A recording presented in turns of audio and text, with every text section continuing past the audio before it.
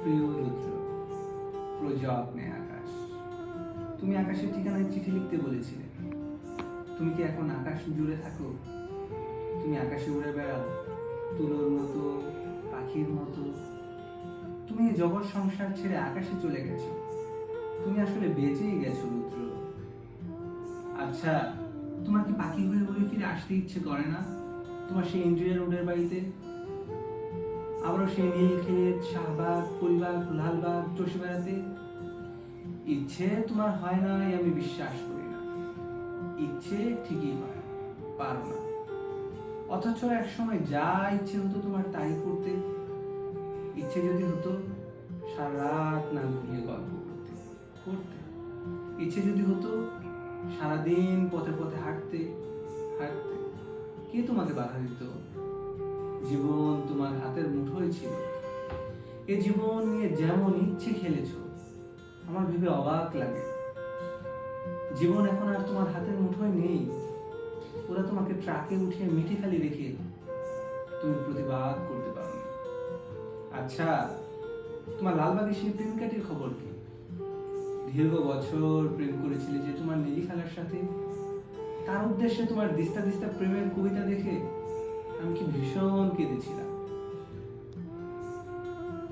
তুমি আর কার সঙ্গে প্রেম করছো যে আমার সইত না। কি অবুঝ বালিকা ছিলাম।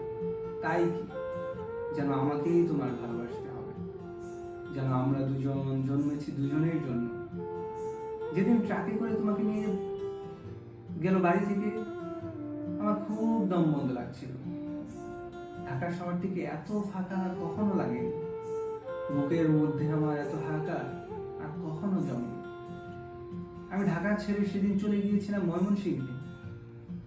আমার ঘরে তোমার বাক্সবর্তী চিঠিগুলো হাতে নিয়ে জন্মের কান্না কেঁদেছিলাম।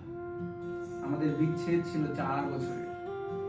এত বছর পরেও তুমি কি গভীর করে বুকের মধ্যে রয়ে গিয়েছিলে, আমি সেদিন টের পেয়েছি। আমার বড় হাসি পায় দেখে। এখন তোমার শয়ে শয়ে বন্ধু বেরোচ্ছে। তারা তখন কোথায় ছিল যখন পয়সার অভাবে তুমি একটি সিঙ্গারা খেয়ে দুপুর কাটিয়েছ? আমি না হয় তোমার বন্ধু নই, তোমাকে ছেড়ে চলে এসেছিলাম বলে। এই যে এখন তোমার নামে মেলা হয়, তোমার চেনা একা আমিই বোধ হয় অনুপস্থিত থাকি মেলায়।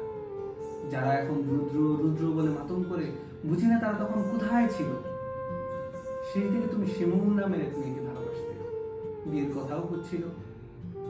আমাকে শিমুলের সব গল্প একদিন করলে, শুনে তুমি বুঝোনি আমার খুব কষ্ট হচ্ছিল। এই ভেবে যে তুমি কি অনায়াসে প্রেম করছো, তার গল্প শোনাচ্ছ। ঠিক একই রকম অনুভব একসময় আমার জন্য ছিল তোমার। আজ আরেকজনের জন্য তোমার অস্থিরতা। নির্ঘুম রাত কাটাবার গল্প শুনে আমার কান্না পায় না বলো? তুমি শিমুলকে নিয়ে কি কি কবিতা লিখলে তা দিব্যি বলে গেলে। আমাকে আবার জিজ্ঞেসও করলে কেমন হয়েছে। আমি বললাম খুব ভালো। শিমুল মেয়েটিকে আমি কোনোদিন দেখিনি। তুমি তাকে ভালোবাসো যখন নিজেই বললে, তখন আমার কষ্টটাকে বুঝতে দেইনি। তোমাকে ছেড়ে চলে গেছি ঠিকই, কিন্তু আর কাউকে ভালোবাসতে পারিনি। ভালোবাসা যে যাকে তাকে বিলোবার জিনিস নয়। আকাশের সঙ্গে কত কথা হয় রোজ, কষ্টের কথা, সুখের কথা। একদিন আকাশ ভরা জ্যোৎস্নায় গা ভেসে যাচ্ছিল আমাদের। তুমি 2-4টি কষ্টের কবিতা বলে নিজের লেখা একটা গান শুনিয়েছিলে।